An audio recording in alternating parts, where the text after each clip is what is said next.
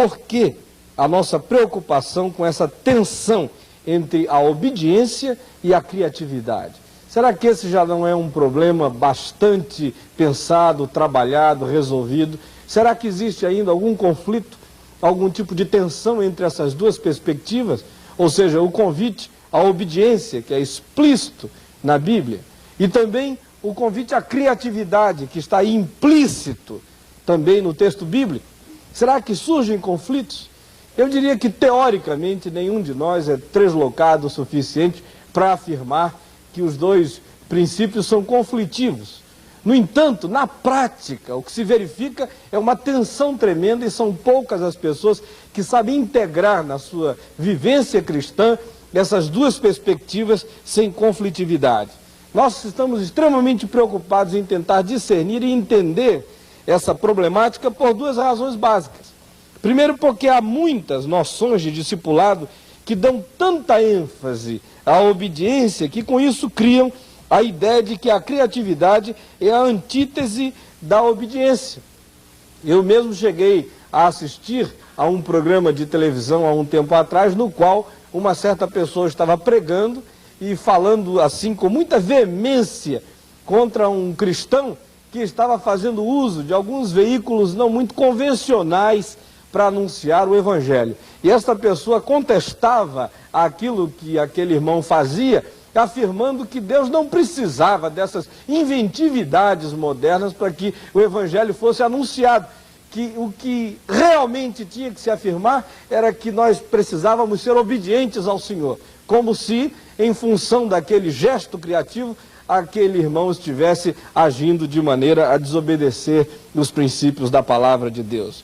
A segunda razão pela qual nós estamos preocupados com essa tensão é porque há alguns que dão tanta ênfase à criatividade que acabam transformando a noção do que seja criatividade em desprezo por qualquer modelo que se lhes venha apresentar, mesmo os modelos da palavra de Deus. São aqueles que acham que qualquer proclamação verbalizada já está ultrapassada. Eles pensam que agora tudo que vale, tudo que é importante são as novas formas de comunicação, como o teatro, a pintura, o cinema e por aí afora. E assim surge também uma outra polarização. E a nossa tendência, não só evangélica, mas uma tendência humana, é a nos radicalizarmos em função sempre de perspectivas polarizadas. Eu quero, portanto, iniciar afirmando que o discípulo deve ser uma pessoa que vive de maneira equilibrada entre os referenciais da obediência e da criatividade. Na sua apostila isso não está escrito dessa forma, mas você pode, por favor, agregar esse conceito. O discípulo deve ser uma pessoa que vive de maneira equilibrada entre os referenciais, de um lado, da obediência, e do outro lado, o referencial da criatividade. Primeiramente, o discípulo deve ter disciplina. Inclusive, é bom que você saiba que a palavra disciplina vem da mesma raiz grega da palavra discípulo. Elas são complementares, elas não são autoexcludentes. Com isso, o que se deve inferir é que um discípulo só é formado em função de que ele receba algum trato de disciplina sobre ele. O discípulo é, por assim dizer, esculpido pela talhadeira da disciplina. Sem disciplina, o discípulo é apenas uma pedra bruta. Mas quando ele cai nas mãos de alguém que é muito mais sensível e artífice do que Miguel Ângelo, quando ele cai nas mãos do Espírito Santo como pedra bruta, e o Espírito começa a usar a disciplina da palavra sobre ele, eis que pode surgir de maneira fenomenal uma pietá de glória e de graça ao nome de Deus. Disciplina não é a priori uma palavra negativa e revestida de um significado punitivo. Eu digo isso porque a maioria de nós, quando ouve falar em disciplina, pensa logo naquelas perspectivas punitivas, de que alguém quebrou o mandamento tal e foi excluído da ceia, ou foi afastado de algum outro fórum da comunidade, ou não tem mais acesso a alguns privilégios cristãos. Mas não é isso. Disciplina nunca é a priori uma palavra negativa e revestida de significado punitivo. Ao contrário, trata-se de uma palavra positiva e pleno de significado construtivo. Quando você pensar, por favor, em disciplina, pense em alguma coisa extremamente construtiva, positiva, terapêutica, que Deus deseja ministrar à sua vida, à minha vida, à existência de cada um de nós. Em segundo lugar, nós devemos afirmar que o discípulo deve ser criativo. De um lado eu lhes disse que ele tem que ser disciplinado. E sem disciplina não se forja um discípulo. Ele se torna sempre absolutamente embrutecido e uma pessoa em quem não se pode esculpir a fisionomia de Jesus Cristo conforme o seu projeto histórico. Mas de um outro lado, essa disciplina não é castrante, não é reducionista, não engessa, não condiciona, não reduz, não oprime, não esmaga, não aperta, não lança fronteiras de aflição na vida desse discípulo de Jesus. A disciplina não é antagônica à criatividade. Basta a gente olhar para Jesus. Nunca houve ninguém que tenha sido tão disciplinado quanto ele e que ao mesmo tempo tenha sido tão criativo e exuberantemente inventivo quanto ele. Quando a gente olha, por exemplo, o projeto da vida dele, salta aos nossos olhos o seu compromisso com a disciplina, sem que isso implicasse numa rotina tediosa. Mas nós o vemos orando com regularidade, nós o vemos fazendo coisas segundo o seu costume. Tanto Lucas quanto Marcos repetem algumas vezes que ora ele ia à sinagoga segundo o seu costume, ele lia a Escritura segundo o seu costume, ele subia ao monte para orar segundo o seu costume. Isso tudo traceja, define um projeto de vida disciplinado. E também ele tem uma agenda histórica que nos permite perceber a sua disciplina. Ele tem objetividade, ele sabe para onde está andando, ele não está jogando as implicações da sua vida de maneira absolutamente casual e fortuita. Ao contrário, ele tem um projeto histórico extremamente definido e anda em função dessa sua agenda histórica. Ele também tem perspectivas de disciplina que passam pela maneira como ele administra o seu tempo em função da sua presença em lugares variados. Ele tem, portanto, compromisso com certas regiões definidas, e isso é notório e evidencia o seu compromisso com a disciplina. Vocês vejam que os seus discípulos, algumas vezes, no afã emocionalista, queriam sair pregando o Evangelho e em todas as oportunidades, tão somente se lhes apresentasse uma porta aberta. Mas Jesus diz, não, nós já semeamos alguma coisa aqui, já há alguém aqui suficientemente impactado pelo Evangelho, importa seguir adiante, eu tenho que visitar todas as cidades desta região, eu tenho que pregar prioritariamente as ovelhas perdidas da casa de Israel. Ora, tudo isso nos mostra alguém que tem projeto, que não está frouxo na vida e entregue ao léu de qualquer vento intempestivo que lhe jogue a existência daqui para ali. E ainda mais, nós percebemos essa sua disciplina até mesmo nas suas perspectivas pedagógicas. Vocês vejam que, por exemplo, em Mateus, no capítulo 16, ele vem ensinando um certo conceito até ali. De repente, do verso 21 em diante, uma vez que a comunidade dos discípulos já tinha aprendido o conceito inicial, ou seja, que Cristo era o Filho de Deus, o Messias, o verso 21 do capítulo 16 de Mateus nos diz que a partir daquele dia Jesus passou a ensinar outra coisa. Ora, aquele aprendizado já tinha sido assimilado, agora importava ir adiante, pedagogicamente falando e disciplinadamente. Mas de um outro lado, a gente consegue discernir e perceber a criatividade imensa com a qual ele transita no meio da disciplina. Uma das expressões dessa sua criatividade é a própria maneira como ele ensina o reino de Deus. Ele fala por parábolas. E a gente hoje está acostumado com as parábolas em relação a Jesus, mas essa era uma coisa absolutamente bela e revolucionária, ainda porque no aramaico, na língua original na qual Jesus falava, essas parábolas todas que estão na nossa Bíblia aí em português, eram rimas, eram poesias. Ele, por exemplo, quando contou a história do filho pródigo, no texto original, no texto grego e na transcrição dele para o aramaico, percebe-se uma ordem bonita no pensamento, uma fluidez imensa e uma criatividade onde a rima aparece com beleza, com fulgurância.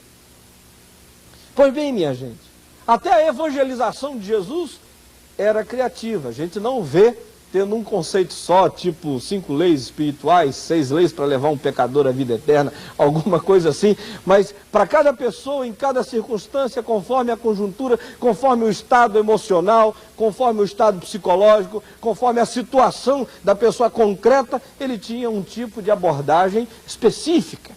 Isso revela a sua criatividade.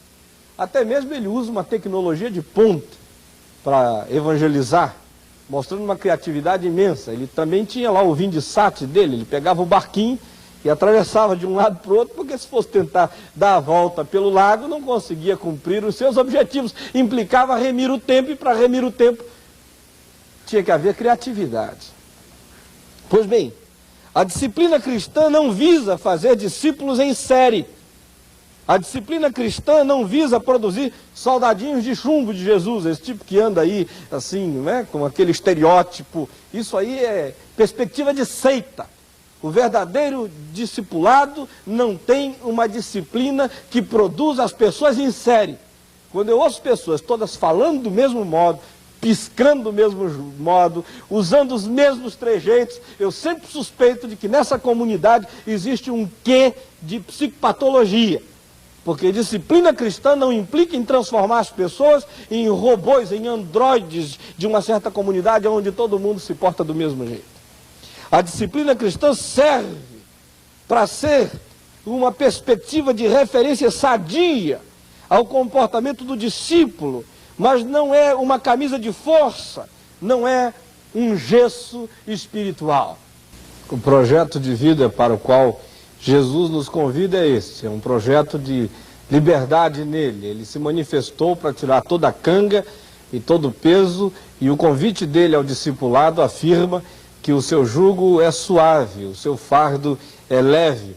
Foi para a liberdade, mas para uma liberdade santa que Jesus nos libertou. O discípulo é, portanto, uma pessoa que sabe viver sua liberdade nas fronteiras dos mandamentos de Deus. A liberdade do discípulo é sempre uma liberdade relativa aos absolutos de Deus. Nunca é uma liberdade absoluta. Toda liberdade absoluta não é liberdade, é libertinagem. A liberdade, conforme o conceito bíblico, ela tem que ser sempre relativa às referências dos mandamentos divinos. Nós vivemos especificamente num tempo de duas perspectivas polarizadas. De um lado, nós temos um profundo relativismo. De um outro lado, nós temos compactos corpos de verdade esmagadoras. Então, esse é o choque no qual hoje nós vivemos. Há o grupo que relativizou tudo, que diz que tudo é absolutamente permitido, que não há fronteiras, que não há referenciais, que não há qualquer coisa que possa ser inibidora do comportamento humano, que cada um deve fazer o que lhe vem à cabeça, que todos nós temos que nos orientar pela nossa própria consciência, que cada um de nós tem a sua própria verdade, que não há uma verdade absoluta, que há muitas verdades, que você tem a sua e que você pode ser verdadeiro conforme as suas perspectivas de aferição da verdade na subjetividade. De um outro lado, nós temos corpos de verdade compactos e esmagadores produzidos por certas perspectivas religiosas. Nesses corpos, nada é absolutamente permitido. Tudo é censurado. Cria-se um sistema de verdade tão compacto, aonde o indivíduo entra nele e não tem nem espaço para respirar. Eu sei de um certo grupo cristão neste país, aonde se desce a certo tipo de detalhamento sobre como é que um discípulo daquele grupo deve viver, que chega-se ao ponto de ensinar como é que uma mulher tem que cortar cebola, como é que o bom discípulo lava o carro sábado à tarde, como é que a mulher e o marido têm que dormir, e como é que a afetividade deles tem que se desenvolver, e como é que se põe água no fogo, enfim, desce-se a certos níveis tão esmagadores e tão opressores, que faz com que a vida dessas pessoas acabe se tornando extremamente neurotizada.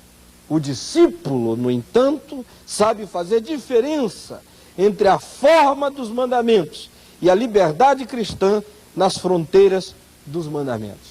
Eu quero explicar isso a você e convido você a vir comigo até este quadro negro para que você capte melhor o sentido do que eu estou querendo lhe dizer. O que eu disse é que o discípulo tem referenciais, ele tem mandamentos, ele tem perspectivas reveladas e absolutas de Deus em função das quais ele tem que viver. Esses são os mandamentos divinos. E você sabe que há muitos mandamentos divinos. Eles estão todos contidos na revelação verbalizada e proposicional de Deus, ou seja, na Escritura Sagrada, na Bíblia. As coisas que a Bíblia diz, de maneira objetiva, são inquestionáveis, são absolutas. A Bíblia é a palavra de Deus. Então você tem mandamentos, Isso aqui é a forma. Há padrões definidos. Mas entre forma e forma, entre mandamento e mandamento, você tem um espaço. Os mandamentos bíblicos não estão colados. Não estão nunca colados. Sempre entre eles há um espaço. Porque Deus é o Deus da liberdade, não é o Deus da opressividade. Então, entre mandamento e mandamento há um espaço chamado liberdade. Essa liberdade tem que ser vivida em santidade. Essa liberdade é vivida nas fronteiras do mandamento de Deus. E qualquer projeto que não respeite essa perspectiva não é genuinamente um projeto cristão. Quando você encontrar um projeto que faz corpos de doutrina tão apertadinhos, onde as pessoas não têm tempo nem para respirar, aonde, além dos mandamentos de Deus, vão se criando uma série de outros mandamentinhos humanos, postulados humanos, fazendo com que as pessoas não tenham nem como expressar com naturalidade, com espontaneidade a sua individualidade, então saiba, há um quê de patológico nisto tudo. Esta é a questão fundamental acerca da forma e da liberdade. As formas existem porque há vazios de liberdade entre as formas. Nós dizemos, e eu quero que você preste bastante atenção nisso, nós dizemos que somos crentes na Bíblia. Eu digo isso, você diz também. Às vezes dizemos até de maneira meio triunfalista, meio ufanista. Mas nós dizemos que somos crentes na Bíblia. Dizemos que acreditamos nos mandamentos de Deus. Dizemos que cremos nos absolutos de Deus. Mas eu quero perguntar, o que isso significa? Quando você diz que crê na Bíblia, quando você diz que aceita os mandamentos divinos, quando você diz que se orienta e se norteia pelos absolutos de Deus, o que você está querendo dizer com isso? O que eu quero dizer quando digo isso? O que eu quero dizer, pelo menos, é o seguinte: eu quero dizer que nós só devemos falar, só devemos ensinar e só devemos afirmar o que a Bíblia fala, ensina e afirma. E também quero dizer uma outra coisa, quando eu digo que creio na Bíblia. Quero dizer que só desejo ensinar o que a Bíblia ensina, falar o que a Bíblia fala, afirmar o que a Bíblia fala e mais ainda. Eu quero dizer também que aonde a Bíblia se cala, eu quero me calar também. O que a Bíblia não ensina, não vou eu inventar alguma coisa para pôr no lugar do que a Bíblia não ensina. E quero dizer que o que a Bíblia não afirma, não serei eu aquele que vai inventar dogmas para embutir em lugares e em posições em função das quais a palavra de Deus nada diz. Olha, isso é extremamente sério e importante. Você pode estar pensando que eu estou apenas aqui fazendo algumas divagações, mas isso é seríssimo. Onde a Bíblia é silenciosa, nós podemos apenas dar conselhos. Se a Bíblia não diz alguma coisa explícita sobre algo, por favor, não se meta a ser secretário da Santíssima Trindade e começar a inventar coisas, porque em geral essas coisas são apenas opressivas, são medonhas, são esmagadoras para a vida das pessoas.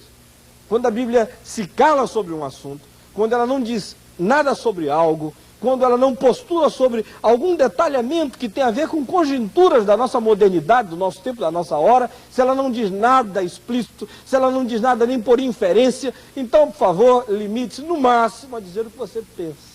Eu penso que, acho que sim, suponho que assim seja melhor.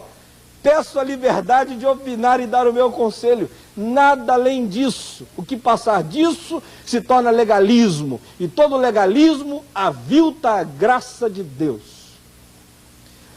Onde a Bíblia, portanto, guarda silêncio, devemos entender que temos liberdade para viver de maneira lúcida e com bom senso uma existência que não ofenda os absolutos dos mandamentos de Deus já revelados. Deixa eu lhe dar um exemplo. A palavra de Deus diz em Efésios, no capítulo 5, no verso 18, o seguinte: não vos embriagueis com vinho. Com base nisso, eu poderia dizer então que você não se embriaga com vinho, mas se embriaga com cerveja. Porque ela diz que não é com vinho. Os letristas iriam dizer, bom, a Bíblia diz não vos embriagueis com vinho, então não há nenhum mandamento contra eu me embriagar com cerveja, com uísque, com qualquer outra coisa. Essa é uma maneira de manipular o que diz a palavra de Deus. O que eu estou dizendo é que onde a Bíblia guarda um silêncio, você deve trabalhar as afirmações da palavra de Deus e tirar delas as inferências para que com bom senso você oriente a sua vida. Ora, se ela diz que é para não se embriagar com vinho, ela está querendo dizer que o problema não é o produto que você ingere. Ela está querendo dizer que o problema é a embriaguez. Se daqui para frente o ar ficar tão poluído que você se embriagar com poluição, por favor, despolua as suas narinas, mas mantenha a sobriedade. Não importa o que embriaga, o que importa realmente é não perder a lucidez jamais na vida. Onde a Bíblia não se manifesta, isso indica uma liberdade dentro da forma bíblica. Como eu lhes disse, essa liberdade tem que ser sempre dentro das referências e dos parâmetros afirmados na palavra de Deus. A Bíblia diz, por exemplo, que a igreja deve se reunir, mas ela não diz se a igreja deve se reunir num templo, num galpão, numa casa, num subterrâneo, embaixo da ponte, numa tenda de circo. Quanto a isso não se diz absolutamente nada. Então, fica ao gosto do freguês. Fica de acordo com a disponibilidade da comunidade. Fica de acordo com as circunstâncias, com as conjunturas históricas. A igreja primitiva, por exemplo, só foi ter o seu primeiro templo já depois do segundo século. Até então, só se reuniam em casas. Há lugares neste mundo onde opressões políticas e ideológicas são afirmadas e são mantidas numa certa geração, e isso faz com que a igreja volte como que a certas perspectivas de vida comunitária meio subterrâneas. A Bíblia diz, por exemplo, que o evangelho tem que ser pregado, mas não diz como. O como fica por conta do seu tempo, da sua hora, da sua conjuntura social, das suas perspectivas de liberdade institucional num país, fica por conta da sua criatividade e das suas oportunidades. A Bíblia diz que o ensino cristão deve ser ministrado aos crentes, mas não diz que tem que ser numa instituição chamada escola dominical, e nem diz que tem que ser domingo de manhã, pode ser domingo à tarde, pode ser qualquer outra hora. O que importa é que o ensino chegue aos crentes. O que eu estou querendo dizer até aqui é justamente isso. A Bíblia diz que o ensino deve ser ministrado ao povo de Deus. Agora, aqui no meio, entre essa afirmação e esta afirmação, nós construímos um prédio chamado Escola Dominical, domingo de manhã. Nós não temos absolutamente nada contra ela, ela é maravilhosa, é uma bênção. Eu tenho contra aqueles que começam a fazer da estrutura uma coisa que fica em pé de igualdade ao lado do mandamento de Deus. Fazendo com que, se alguém chega com uma sugestão dizendo, quem sabe, se a gente muda o horário de domingo de manhã para domingo à tarde, eles já se levantam dizendo que alguém disse uma heresia. Pelo amor de Deus, defenda a sua tese dizendo que domingo de manhã é melhor, mas nunca ponha sobre os outros a afirmação de que a pessoa falou alguma coisa como se fosse uma heresia. Seria uma heresia se ela dissesse que não se devia mais ensinar a Bíblia ao povo de Deus. Aí sim, alguma coisa extremamente contrária aos ensinos da palavra de Deus estariam sendo ministrados e ensinados. A Bíblia diz, por exemplo, que o crente deve ser sóbrio, mas não diz qual é a moda sóbria para o crente. Quando a Bíblia fala que as mulheres devem se vestir com sobriedade, e esse conceito se estende à comunidade do povo de Deus de um modo geral, ela não está detalhando uma moda cristã.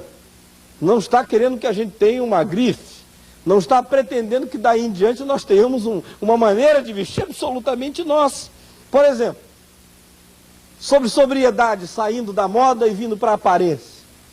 Há comunidades neste país que acham que se você usa barba, você está em profundo pecado. Até outro dia eu ri muito porque alguém disse: o pastor Caio está se convertendo, ele tirou a barba, deixou só o cavanhaque. Alguma coisa muito boa está acontecendo com ele. Isso acontece aqui no Brasil. Agora vocês sabem que há outros lugares do mundo onde o que não fica bem é um homem não ter barba. E como é que fica então? Por que o Espírito Santo aqui diz que o homem não pode ter barba e no Oriente diz que se for sem barba alguma coisa está errada? Eu quero afirmar com ousadia que não foi Deus quem disse. Porque Deus não está preocupado, Ele não é cabeleireiro. Ele é o Senhor do céu e da terra e do cosmos. E Ele quer corações limpos diante dEle e vida pura e santa. Com isso eu estou lhe dizendo apenas que a gente costuma inserir entre o mandamento de Deus e o mandamento de Deus uma série de coisinhas que tem apenas a ver com a nossa produção cultural, tem apenas a ver com a nossa subcultura, tem apenas a ver com o desenvolvimento de certa mentalidade nossa e apenas isso. A Bíblia diz, por exemplo, que devemos louvar a Deus de todo o nosso coração. Mas não diz se deve ser com órgão, com piano elétrico, com guitarra, com bateria, com cuíca ou com atabaque. Na Europa, eles inventaram o órgão e trouxeram o órgão para cá, por isso existe aqui entre nós essa ideia de que solenidade de culto tem que ser via órgão. Mas alguns países, na África, onde a igreja só entende solenidade se for com atabaque. Sem atabaque, está tudo fora do ritmo. E o que você vai fazer? Você vai dizer que eles estão em pecado? Pelo amor de Deus, tire isso da sua mente de uma vez por todas. A Bíblia diz ainda que os cristãos devem adorá-lo, mas não diz a ordem litúrgica. A ordem litúrgica fica por conta sua, no seu tempo, na sua hora. Em momento algum da Escritura, em lugar nenhum, você lê uma ordem de culto. Como é que se deve fazer para agradar a Deus? Apenas se diz que se deve adorá-lo em espírito e em verdade. E é com sinceridade, é com coerência. E é por meio de Jesus Cristo. E é levantando diante deles mãos puras, sem animosidade, sem ira, sem beligerância, sem guerra, sem ódio, sem amargura. Esse é o culto que chega diante de Deus. Agora, se você começa com a pregação e termina com um corinho, se você não tem pregação, só teve testemunho naquele dia, se ninguém pregou e se ninguém deu testemunho, só cantaram, essa é uma questão de momento existencial da comunidade. E nenhum de nós tem o direito de julgar a quem quer que seja por qualquer alteração nessas partes. O produto não se altera aí, desde que ele seja alguma coisa que parta na direção de Deus em perspectiva de adoração e de louvor. E ainda mais, para ilustrar de maneira veemente o que eu estou querendo dizer. A Bíblia diz que devemos ir a todo mundo para pregar o Evangelho. Mas não diz se você deve ir a pé, se você deve ir de avião, se você deve ir de navio, se você deve ir de mula. Vá como for possível, como for mais rápido, e chegue lá e desempenhe o seu trabalho com alegria. A Bíblia diz para um crente não se casar com um incrédulo, mas com isso ela não está dizendo que crente é que serve. Ela apenas estabeleceu referências. Agora, na referência você tem um bocado de crente aqui no meio. E resta escolher com oração, com bom senso, com calma, sem pressa. E tome cuidado com toda e qualquer perspectiva que comece a obrigar você a certos relacionamentos assim em nome do Senhor e que tirem você dessa perspectiva de liberdade. Eu espero que você tenha entendido o que eu tentei dizer. E na hora das perguntas e respostas é que nós vamos checar realmente se aquilo que eu disse foi de fato compreendido por você. Porque existe o grande risco de que eu esteja dizendo uma coisa e você esteja entendendo outra. O princípio que regulamenta a afirmação sobre forma e sobre a liberdade na vida do discípulo está de acordo com o princípio da criação da vida. Por favor, vou repetir e você vai prestar atenção. na sua apostila, é o item 3, que diz o Deus Criador e o discípulo criativo. Por isso eu repito, o princípio que regulamenta a afirmação sobre a forma e a liberdade na vida do discípulo está de acordo com o princípio da criação da vida. O Criador fez forma e liberdade andarem juntas na criação. E essa é uma harmonia perfeita. Inclusive, só há forma se há liberdade. Vocês imaginam se aqui, ao invés de haver essas duas casinhas, houvesse uma só? Não havia liberdade, só havia forma.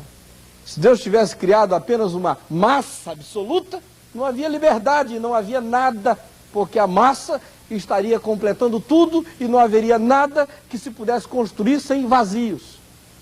Por isso, para que as formas apareçam, é preciso que as liberdades existam. Sem esses espaços vazios, as liberdades, as aparências, as fisionomias não podem surgir sob hipótese alguma. Então, isso que eu estou lhe afirmando não é tirado da minha cabeça. É um axioma que se encontra na própria perspectiva e nos princípios essenciais que norteiam a própria vida. O Deus Criador e Redentor quer que os seus discípulos, à semelhança dele, sejam pessoas criativas. É por isso que a graça de Deus se manifesta na variedade dos dons espirituais que ele nos concede.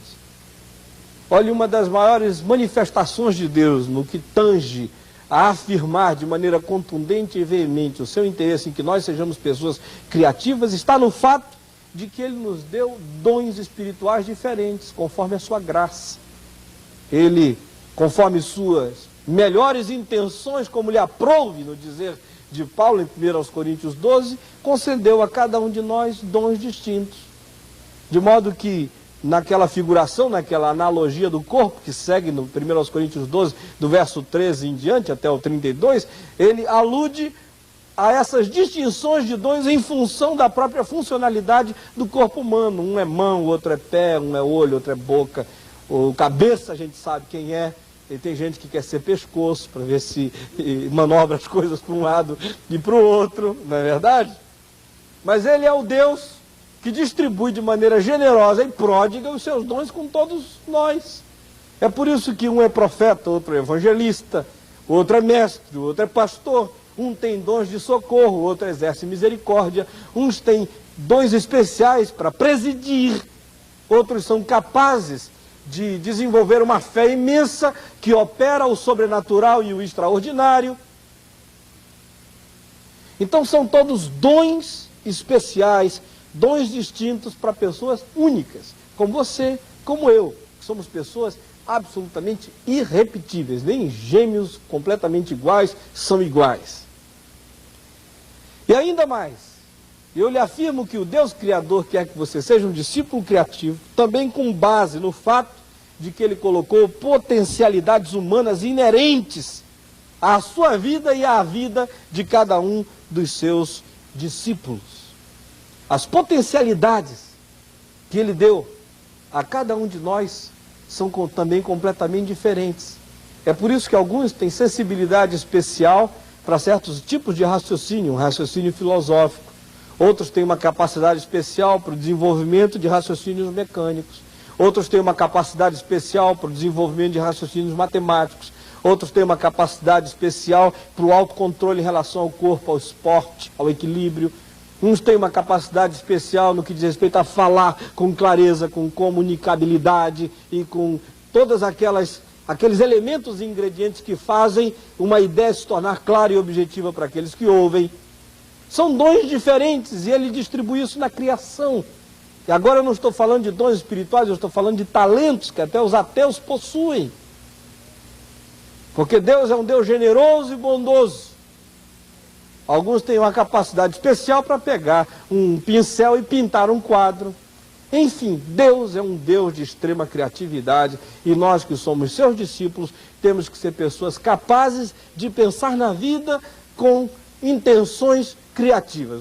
Colhidos lá na cidade de São Paulo, e todos eles estão tentando comunicar como é que pessoalmente eles têm anunciado o Evangelho com espontaneidade, com criatividade, com estratégias novas, e houve até o pastor Ari Veloso falando sobre o templo deles, um templo polivalente, né? Que vai servir para um bocado de coisa. Eu espero que essa afirmação dele não choque aqueles irmãos de teologia mais judaica, porque nós temos uma teologia ainda muito judaica, pouco cristã na nossa cabeça. Era no judaísmo, e no judaísmo desvirtuado, é que o templo tinha aquela perspectiva de coisa tão sagrada, que acabou virando mais santo do que Deus. Eles eram capazes de blasfemar e de tentar ludibriar a divindade, de pecar contra Deus, mas veneravam o templo.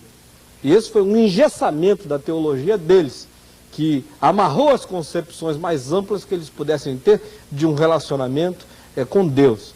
E para isso a gente deve até dizer que seria importante que nós reconsiderássemos todo o nosso relacionamento com os nossos templos, porque há um estudo da ONU que declara que as áreas mais ociosas do planeta são os templos, que ficam fechados, que são usados 2, 3, 4 horas durante a semana, no máximo 5.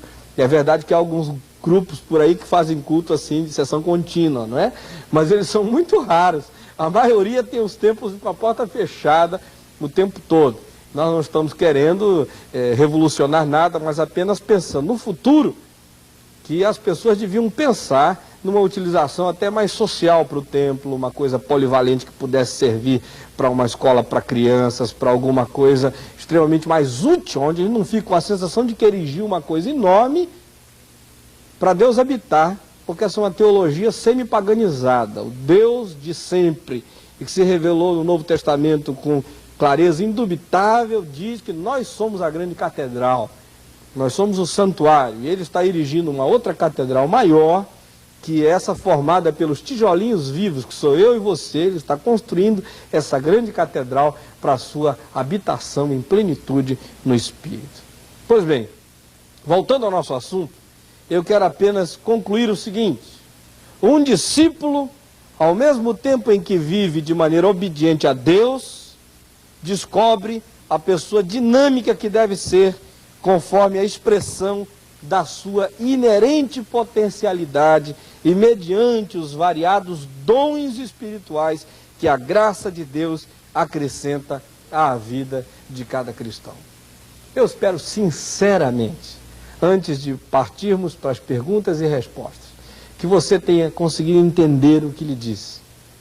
Nós tentamos lhe passar um desafio para que você viva nessa fronteira, de um lado, obediente a esses princípios imutáveis da palavra de Deus, que jamais variam, e de um outro lado, que você use bem a sua liberdade dentro dessas fronteiras, para viver com criatividade santa, fazendo com que a sua vida, em abundância de espontaneidade, possa ser uma vida que reflita a beleza do Cristo criativo, que viveu com disciplina e com extrema criatividade.